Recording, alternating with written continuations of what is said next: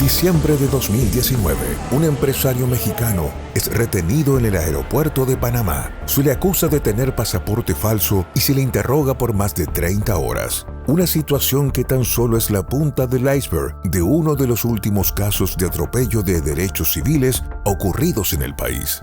Si a un hombre le quitan sus casas, le quitan su dinero, le quitan sus carros, no lo dejan regresar a su país, donde está su familia, sin decir cuál es el crimen, desde hace prácticamente 2 años ya, entonces, si no se le están afectando los derechos, entonces díganme cómo se llama eso.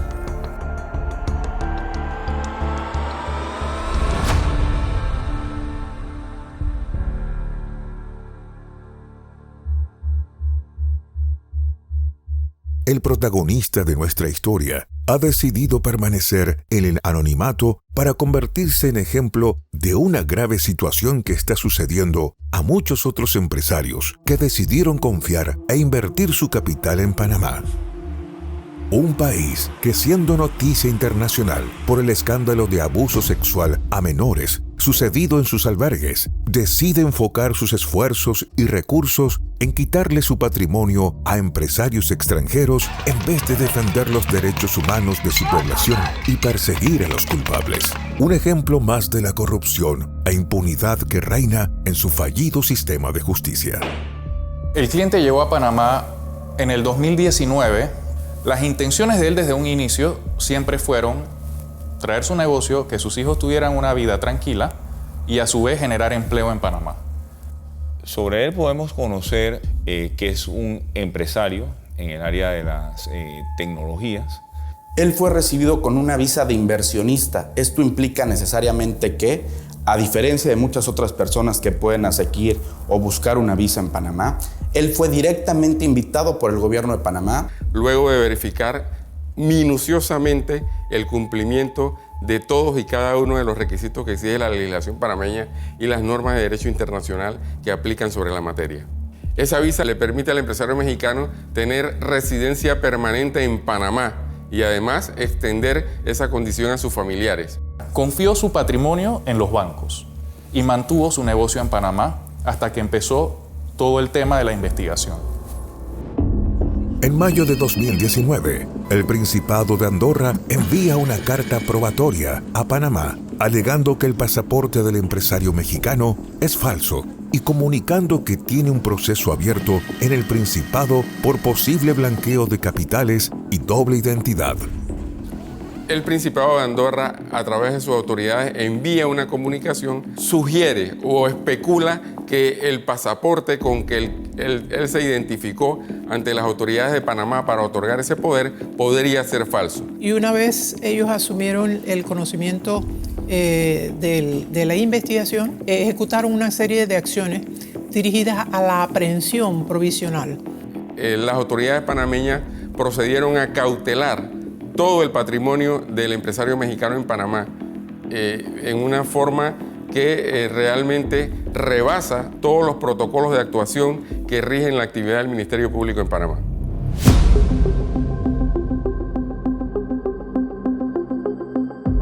Empezaron con las cuentas de banco, sus cuentas de ahorro, sus cuentas corrientes, sus cuentas personales y también las cuentas de las empresas.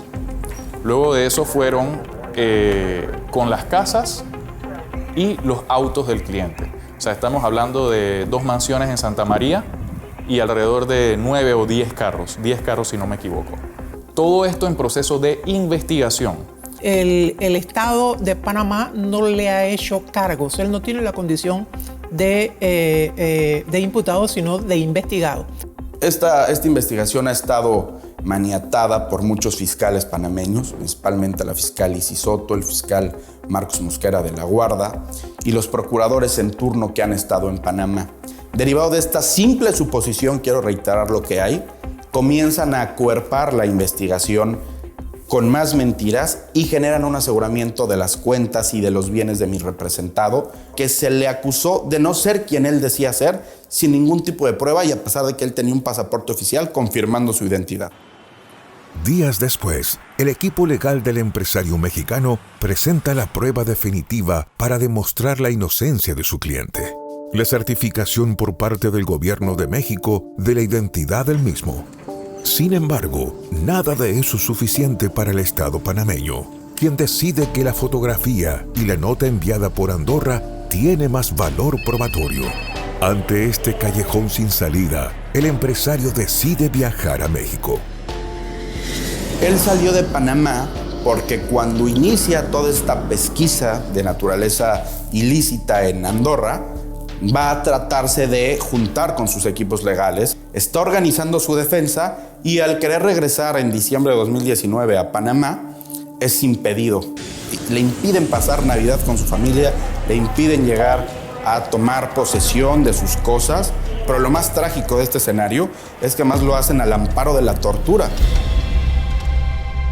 Él fue investigado en exceso, intimidado, forzado. No se le dio acceso a sus abogados, se le interrogó de manera ilegal, se le preguntaba si él era esta persona. En su condición de mexicano tenía derecho a la asistencia del cónsul de México, una asistencia consular. Tenía que ingerir alimentos. Tenía derecho a su higiene personal y sufrió limitaciones en todos estos sentidos. Y todavía ni el Ministerio Público ni Migración ha podido demostrar las razones que motivaron a esa privación de libertad que para efecto nuestro es ilegal. Durante las siguientes 36 horas, el empresario mexicano fue privado de su libertad. ¿Qué estaba tramando el gobierno panameño durante tanto tiempo? ¿Y qué justifica los maltratos y el aislamiento? La Dirección de Migración no lo somete a las autoridades panameñas, sino que no le permite la entrada y lo expulsa de Panamá. Ningún delincuente que lo estén investigando regresa. Este regresaba, fue a buscar información, prueba y no se le permite ejercer su defensa. Entonces, tiene un proceso penal, no se puede defender porque no va a poder presentarse para que se le haga la imputación. Él pudo entrar con su pasaporte mexicano a México y pudo salir y regresar a Panamá, y Panamá le dice: no, señor, yo no te acepto este pasaporte. La única autoridad que puede determinar que ese documento es falso sería México. El Estado mexicano ha confirmado y reconfirmado que mi representado tiene la nacionalidad mexicana. Sin embargo, el Ministerio Público persiste haciendo señalamientos respecto a la utilización de un pasaporte falso que, de acuerdo al señalamiento de ellos, pues no les pertenece. Es ahí donde se produce la violencia jurídica.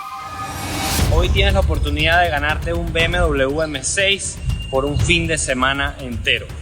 Kaira Harding andaba muy rimbombante en una Range Rover de lujo por las calles de Panamá, pero como era de esperarse, el carro no es de ella.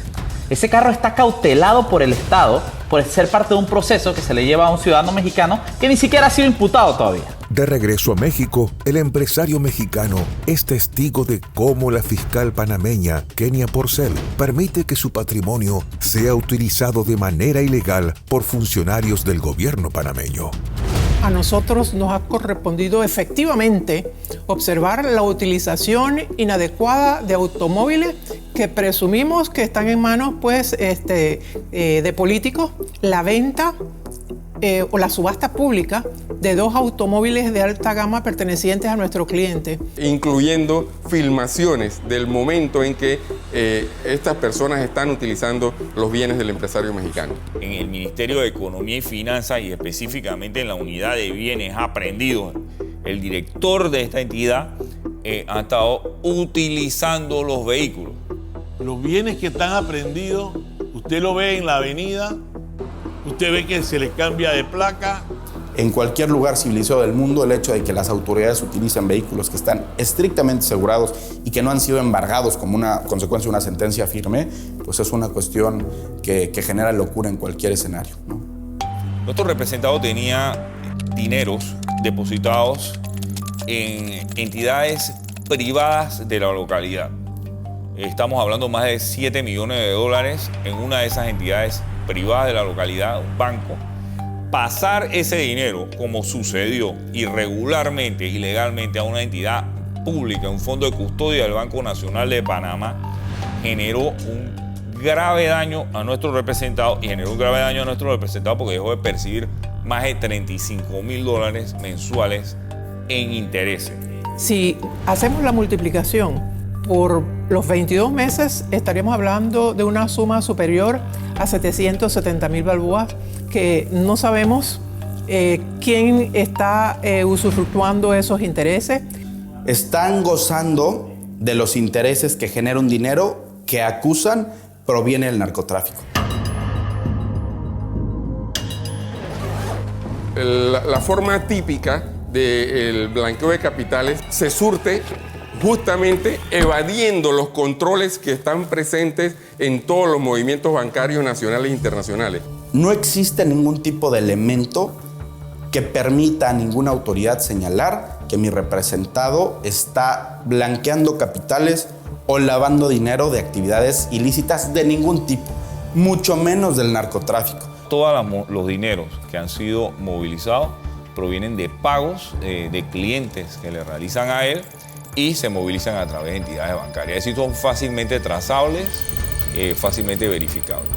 Si el hombre pasó todos los procesos de debida diligencia y no llegaste a la conclusión de que estaba lavando dinero, ¿cómo llegas a esa conclusión ahora y cómo después de 2 años no dices cuál es el crimen que el hombre ha cometido, cuál es el delito precedente?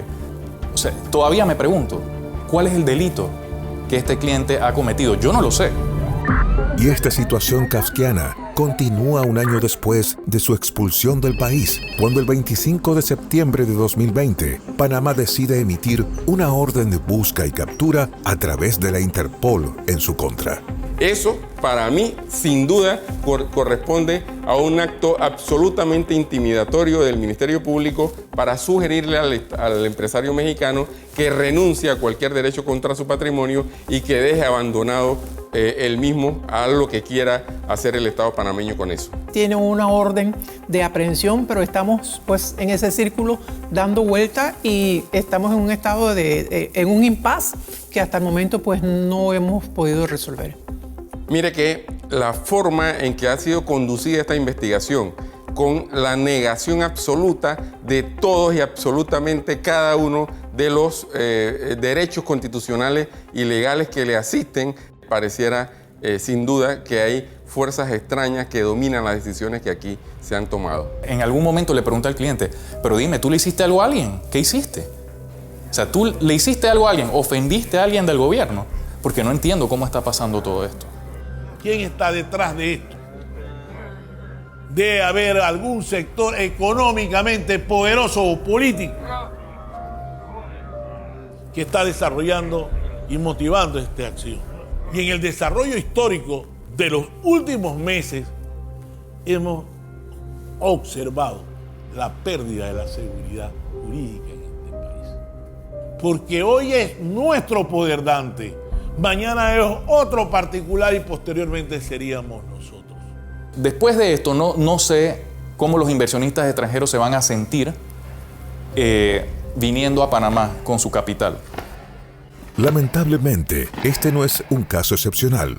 Es solo el ejemplo de otros muchos casos que han sucedido y que seguirán sucediendo si en Panamá no se producen reformas democráticas de calado.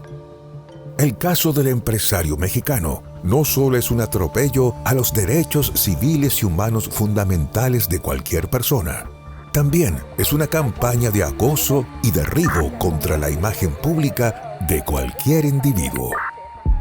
Este señor prácticamente se mantiene en indefensión ante el sistema de justicia panameña a tal punto que nosotros hemos tenido que intervenir ante las instancias judiciales externas, no habiendo agotado las instancias internas en Panamá, para solicitar que los derechos humanos de este señor sean atendidos puntualmente.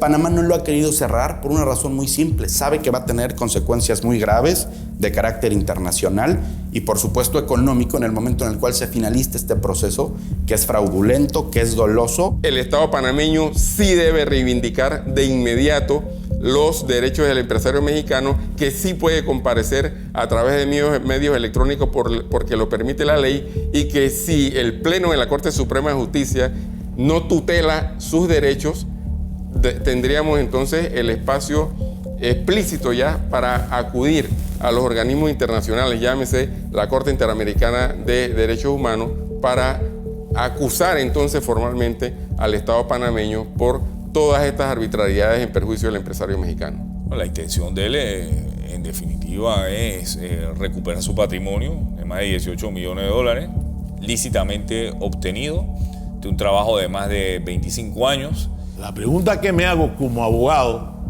¿quién lo va a proteger? ¿Dónde se protege?